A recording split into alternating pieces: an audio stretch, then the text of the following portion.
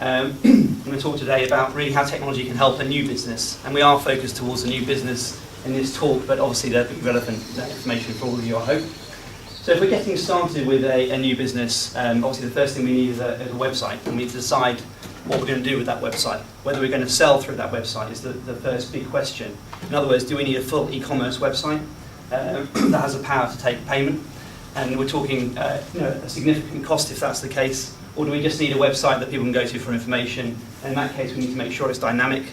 We need to decide whether we're going to get a bespoke website designed for us, or if we're going to buy an off-the-shelf website and get it customized, which is actually a good way to start, especially on the e-commerce side of things, where you can start with a website from around £15 a month and have the full capabilities of taking payment and customize it to your logo, etc. We obviously have email on the move, which I'll talk about in the next slides, and we need IT equipment. And of course we need social networking. And I'd recommend with anybody who hasn't got this already to register their company name in all the social networking sites. Make sure they've got facebook.com/thetechnologycompany, etc. Because that's incredibly important as you move on, and especially as we sort of move to the future.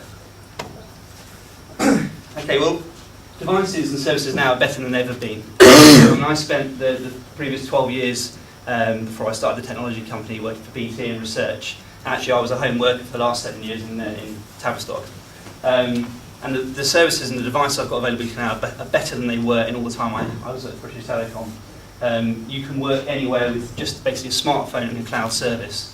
Now, what you need to decide on the device you're using is whether you're a consumer or a producer of information. That's how I like to describe it. So obviously your demands are going to be completely different if you're trying to be creative, trying to be a web designer or a graphic designer, or if you're maybe an editor of a magazine. And then you need a cloud service, and it's already been mentioned before. Most people are familiar with what a cloud service is, but it's anything which is off-site. It's something you don't have to look after, you don't need to worry about. It's hosted by somebody else, and it's also available anywhere, which is obviously what the key thing is today. The example of this is an email service, which everyone's familiar with. But using a cloud-based email service means that it doesn't matter where you do an update for your email, for your calendar event, it will be available on all your devices instantly. And most people just haven't seen how this works. They're used to sort of going back 10 years where you have to synchronize all your devices and it was a complete mess. But now, whether you're using Microsoft or another product, this just works. You can do an event on your calendar, it'll appear instantly on your Mac, your PC, your smartphone, your tablet, straight away. You can share calendars, etc. We'll talk about it more today, but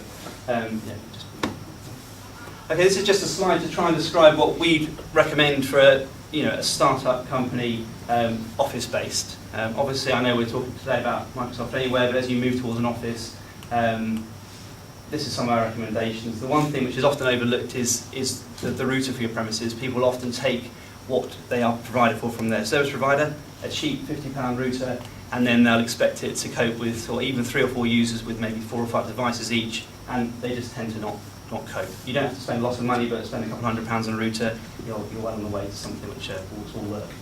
You need a local network. People are always afraid that you've got a situation like here where you can work all wirelessly. If you do set up your own office, you rent office space, it's nice to have a local network which is wired. You get a much faster sharing of files, a much more reliable connection. Whatever happens with wireless technology, wired will always be an order of magnitude faster. But if you've got wireless, it's not a problem, it'll work.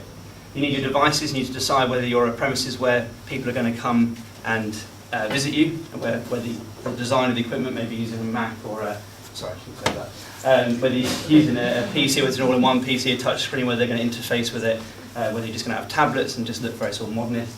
And we do sort of still recommend a local file server, even though there's loads of cloud services available, the things you'll hear about today, like Microsoft SharePoint, where you can share like a team site with all your colleagues, which works brilliantly. But a local file server, especially if you've got lots of large documents, and with the broadband speeds we currently have, it's nice to have all this locally based. And again, that doesn't need to be expensive. A couple of £100 will do it.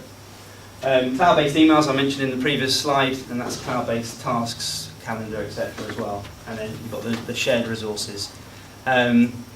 So just to get started, if you're moving away from the sort of work in a shared environment, that's the sort of the next step up, I'd say. And we're a Microsoft provider, and just a quick sales thing. We are based in Tavistock, and we do welcome people to come in. I've got a wealth of experience in being a home worker, working with Microsoft products, and really like to talk to you about it, just don't feel afraid of just dropping in, and we can help you however you need. Thank you very much.